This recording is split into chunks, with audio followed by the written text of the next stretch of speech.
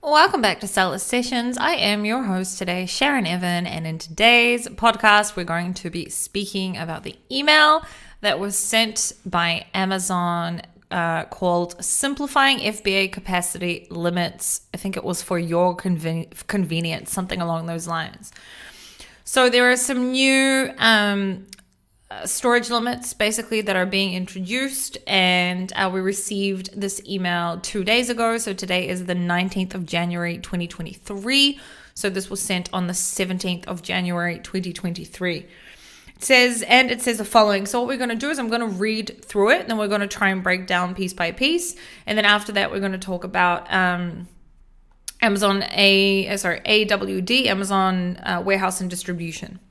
So, hello, effective March 1st, 2023, we're replacing the weekly restock limit and quarterly storage limit with a single monthly capacity limit per storage type to give you more predictability and to control over your inventory.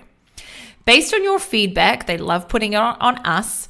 Based on your feedback, this new capacity management system will provide the following improvements. A single month-long FBA capacity limit. You've told us that having weekly restock limits can make it difficult for you to plan how much inventory to procure and manufacture, and that navigating two sets of limits. Hold on, let's say that again. You've told us that having weekly restock limits can make it difficult for you to plan how much inventory to procure and manufacture, and that navigating two sets of limits that are measured differently, storage limits and restock limits, can be confusing. FBA capacity limits will resolve these pain points by offering a single monthly limit to determine how much inventory you can send to and to store at Amazon. Capacity limits for the upcoming month will be announced in the third full week of each month via the capacity monitor in Seller Central, and an email notification will be sent out. To learn more, go to, and then there's a link, FBA capacity limits. Estimated capacity limits to help you plan 3 months in advance. In addition to your upcoming monthly capacity limit, we'll provide estimated limits for the following 2 months to help you plan. Estimates may vary up or down based on how efficiently you're using capacity as measured by your inventory performance index, the IPI score, and how much space and labor we have available to support you. The opportunity to request a higher limit. With our new capacity manager, you can request additional capacity based on a reservation fee that you specify. Requests are granted objectively, starting with the highest reservation fee per cubic foot until all capacity available under this program has been allocated. When your request is granted, the reservation fee is offset by performance credits that you earn from the sales you generate using the extra capacity. Performance credits are designed to offset up to 100% of your reservation fee, so you don't pay for the capacity as long as your products sell through. Our goal is to provide you with more control over how much space you have while limiting unproductive use. We've piloted this feature with certain US sellers, and we're excited to expand it so all sellers can request higher FBA capacity limits. To learn more, go to Capacity Manager.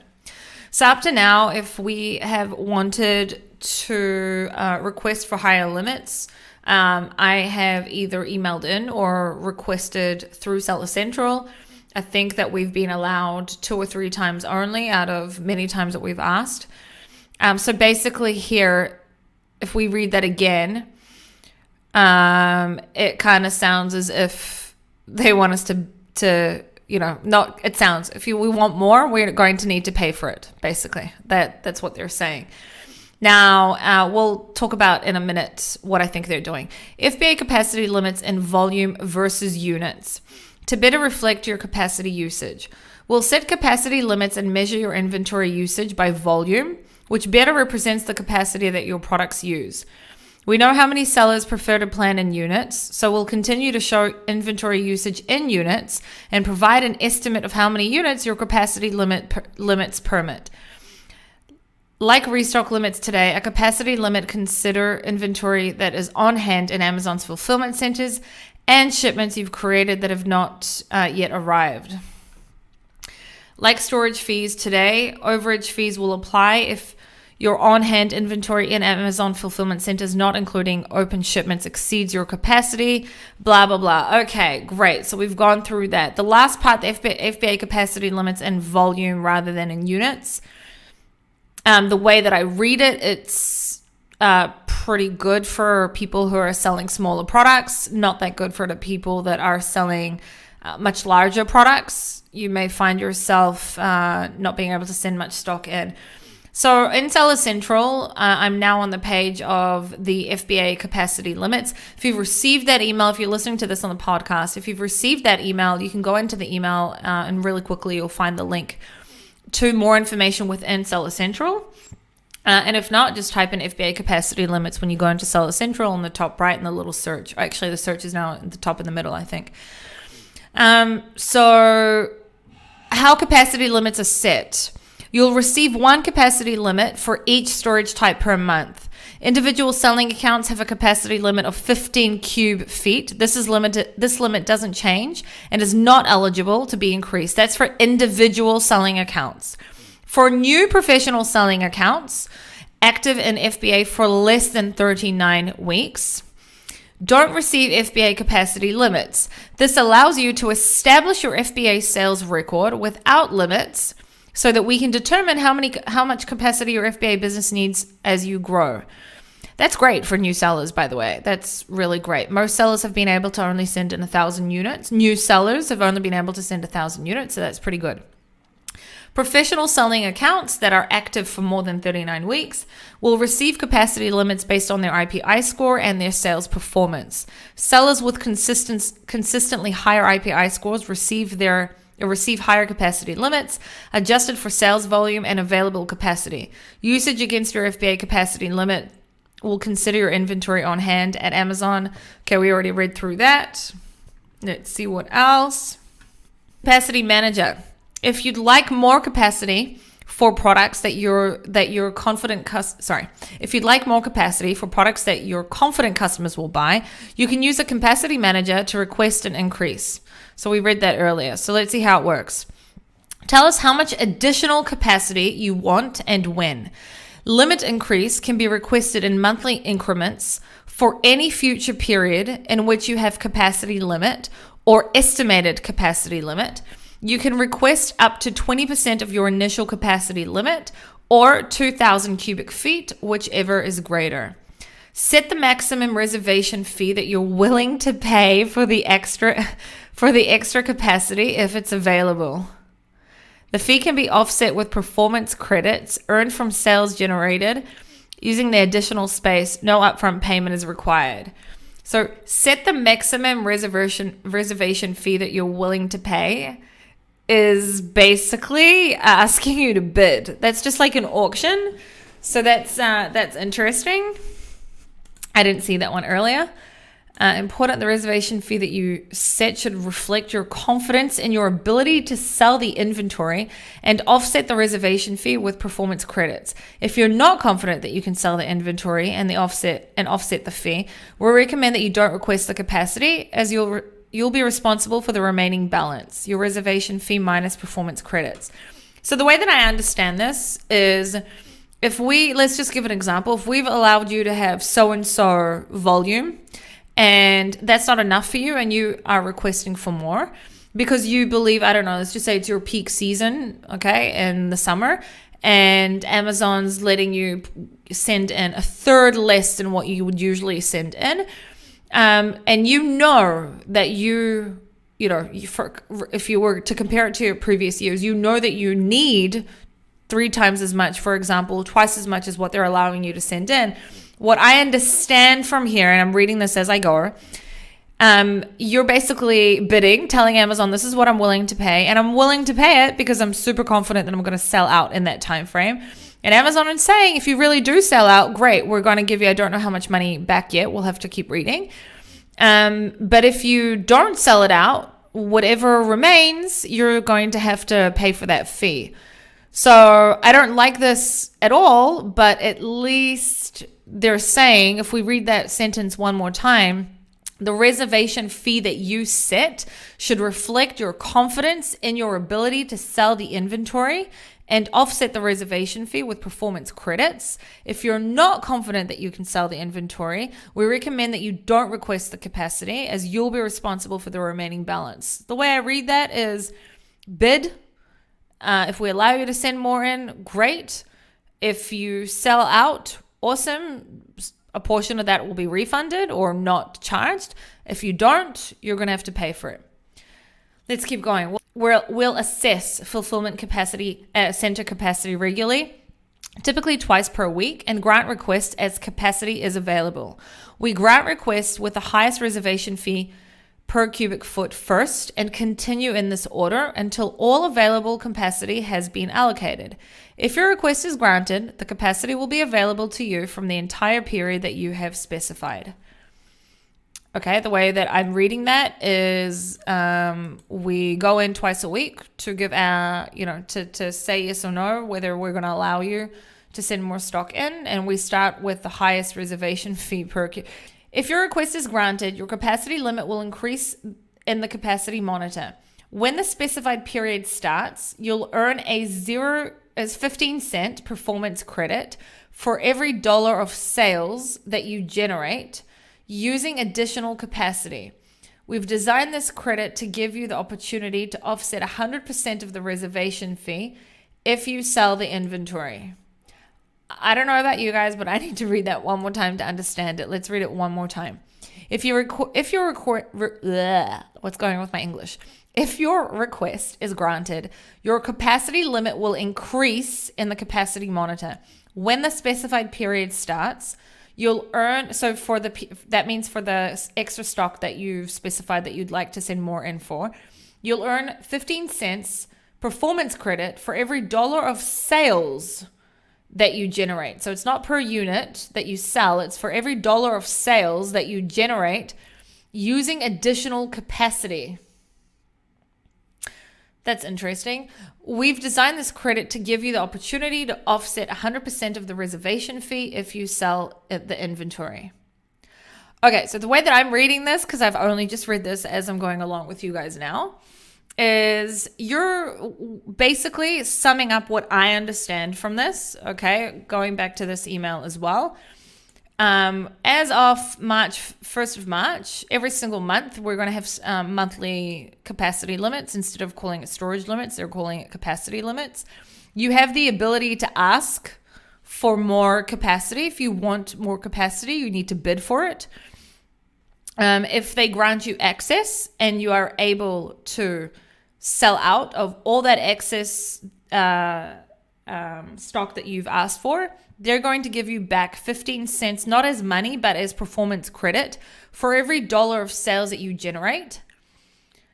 Which I guess that if you have really expensive products is pretty good. If you have super cheap products, it's not that good, I'm guessing. That's the way that I'm understanding it.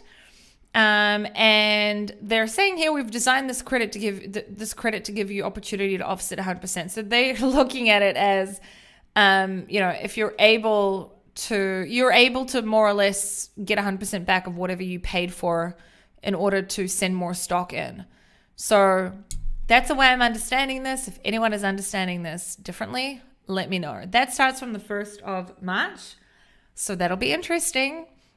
Good or bad scenario, I don't think it's a great scenario. At least we are able to ask to be able to send in more stock, but at least they are offering us credit if we do sell it out. So I'm just trying to be optimistic, but it's pretty sleazy. It's not sleazy. It does though really show that Amazon really does want to stay a fulfillment center. They don't want to be a warehouse. Now we're going to move to Amazon AWD because I have a feeling that that's also connected to this. So Amazon's now introduced that they'll basically be your 3PL. And the way that I'm looking at it is what they're saying is, we're offering you to be your 3PL, which we haven't gone over yet. We'll go over in a minute. We're offering you that we'll be your 3PL, and we want the FBA centers, the fulfillment centers, to stay fulfillment centers. We do not want you to turn them into a warehouse. Use our 3PL, right? and you'll benefit from it. And only send stock in that you really need that's going to last for a month. And let us use the rest of the fulfillment centers that we created that now, we want to make more money off. We're going to turn them to 3PLs rather than, as in warehousing, rather than to FBA centers. And if you have stock there, because this I did read, if you have stock there, you'll get different benefits. So let's go through that. So I'm now on the AWD website. It's supplychain.amazon.com. All right, never mind. Just go to Google and type in Amazon AWD if you want to see what I'm looking at, if you're listening to this on podcast. Otherwise, if you're watching this, it's on my screen. So, easily, efficient, and cost-effective upstream bulk storage and distribution. What is Amazon Warehouse and Distribution? AWD is a third-party logistics 3PL solution that provides low-cost, long-term upstream bulk inventory storage in Amazon's distribution centers and seamless replenishment to Amazon's fulfillment centers and your other sales and distribution channels. I'm going to take a really quick sip of water. Why use AWD? Storage capacity to meet the needs of your growing business. Send your inventory in bulk to Amazon distribution centers and store it there for as long as you need. Reduce operating cost. Enjoy some cost-effective pay-as-you-go pricing for storage and transportation with no hidden fees or long-term contracts. Streamlined inventory management. Integrate your upstream storage operations with the Amazon Fulfillment Network. Auto replenish. Never worry about going out of stock with our auto replenish feature. Inventory consolidation. Consolidate your inventory into a single pool that you can use to fulfill orders across all your sales and distribution channels. How it works. You send your inventory in bulk to Amazon's network of distribution centers. You store your inventory at Amazon's distribution centers using a transparent pay-as-you-go pricing system. With AWD, you don't have to worry about getting locked into long-term storage contracts or getting confused by complicated pricing models with hidden fees, which often happens with 3PL providers. Integrate your upstream inventory storage operations with the Amazon Fulfillment Network. Your stock will be automatically and strategically positioned across the network to optimize the delivery speed and reduce your delivery costs of customer orders. Consolidate your inventory into a single global pool that you can tap into fulfillment both on Amazon. Hold on, that's an important one. Consolidate your inventory into a single global pool that you can tap into to fulfill both on Amazon orders with fulfillment by Amazon and off Amazon orders, multi-channel fulfillment. This pooled inventory approach enables you to improve customer service while cutting costs for storage and fulfillment. Okay. Replenish your inventory automatically in Amazon fulfillment centers. AWD will monitor inventory levels and trigger auto replenishments from Amazon distribution centers whenever necessary. So you can ensure you always have enough inventory to meet demand and minimize stockouts across all your sales and distribution channels. That's a good one from the way that I'm reading it. I feel like that's good. So basically, it's what they're saying there, the way that I understand it, is that they will automatically, if you stock your stock, okay, your products in the Amazon 3PL, let's just try and simplify this, okay, they will automatically replenish your stock that's sitting in FBA automatically. So I'm guessing that they automatically do a shipping plan, etc., and will just send stock into you. And now I've not done this with Amazon's AWD, so I don't know yet. I may try it so that I can also give feedback and see how it is. Okay, let's keep going. Optimize the deployment and utilization of inventory across your supply chain. Synchronize your upstream inventory management and downstream fulfillment operations and minimize warehousing. Okay, that's okay. Distribute, which is starting in 2023. Distribute your inventory to any of your sales and distribution channels, including wholesalers, customers, manufacturers, and brick and mortar stores. Get your goods where you need them to go, when you need them to be there, using Amazon Transportation, Amazon Global Logistics, and Amazon Freight. Okay, so here I have, let's just see where I'm at. I clicked on enroll in order to get here. Okay. And you can see an overview here. So Amazon warehousing and distribution is a third-party logistics, blah, blah, blah. Let's see, by registering for AWD, which is easy and only takes one click, you'll be able to attain high visibility and control over your inventory levels across your end-to-end supply chain.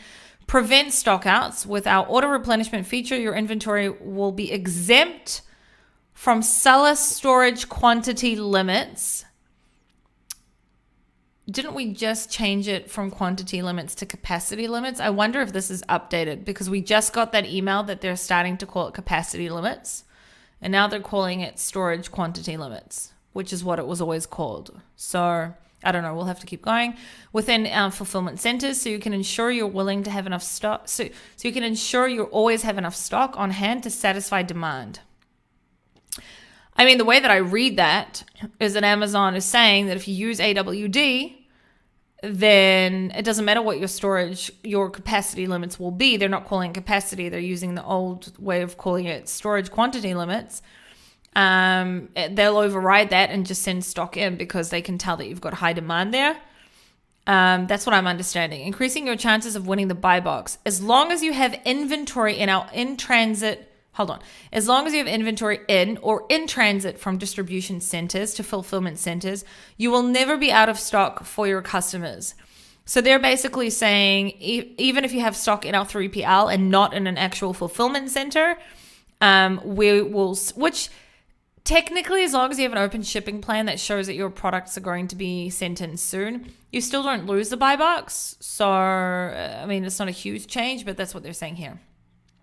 Manage replenishment. Gain full control over your inventory by choosing to manually manage your replenishment. Okay, enjoy competitive pricing. With our flexible, cost-effective pricing structure, you'll only pay for the storage and services that you need.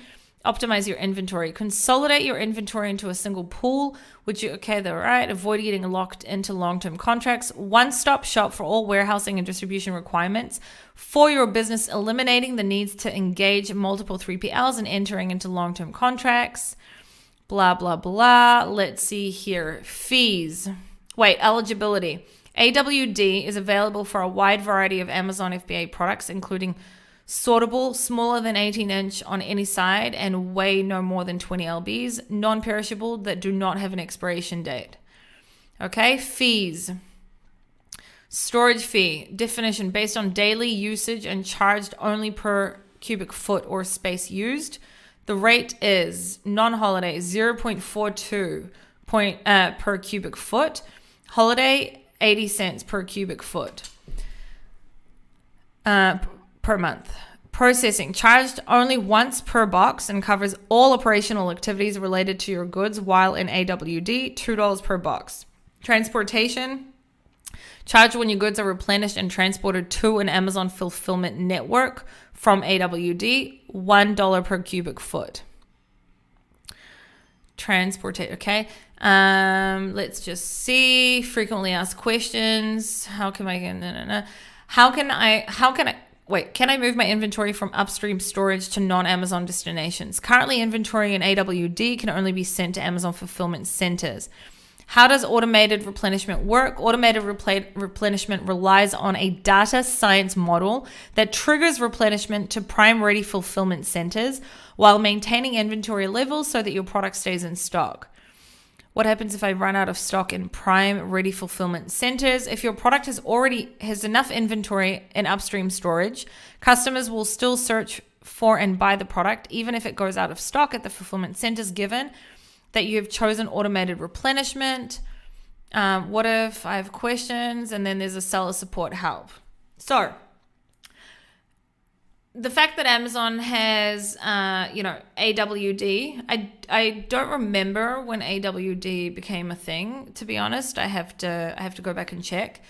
And then looking at this new capacity limit, the way that I'm viewing it is Amazon is really, really, really pushing hard on they're wanting to keep their fulfillment centers a fulfillment center. They're creating 3PLs so that you store. They want to control everything. They want you to ship through them. They want you to store through them. They want you to fulfill through them. They want you to do everything through them. They want to make money of you in every single corner of your supply chain and sales process. So that's the way that I'm viewing it. Is this necessarily good news? Probably not. But this is an update. This is something that came out only 2 days ago, and I thought that this was something that was pretty important to bring to people's attention and to go through it together. To be honest, when I finish recording, I'm going to probably have to stop and go through it again, sort of read through it all over again to make sure that I understood, the entire email. But at the end of the day, it looks like Amazon is going to be giving us limited storage. Not limited, but to some it may not be that limited, but limited to what we know most probably, especially if it's on a monthly limit only. And then if we want more, we're going to have to pay for it. We're going to have to bid for it. We're going to have to tell them how much we're willing to pay for it. And they're going to view it according to the highest bidder. And if we do sell out, if they say yes, if we bid enough and they do say yes, and we've sent the stock in and we do sell that stock, they're going to give us 15 cents according to what we read over here. They're going to give us 15 cents as performance credit for every dollar of sales that we generate, which I have to, I don't know, maybe because I'm filming this late at night and I need to sort of think about that. I think it's kind of weird that they're doing it on a sales level and not a capacity level, but I'll have to read this again and see whether it even makes sense. Right now, according to my logic, it doesn't.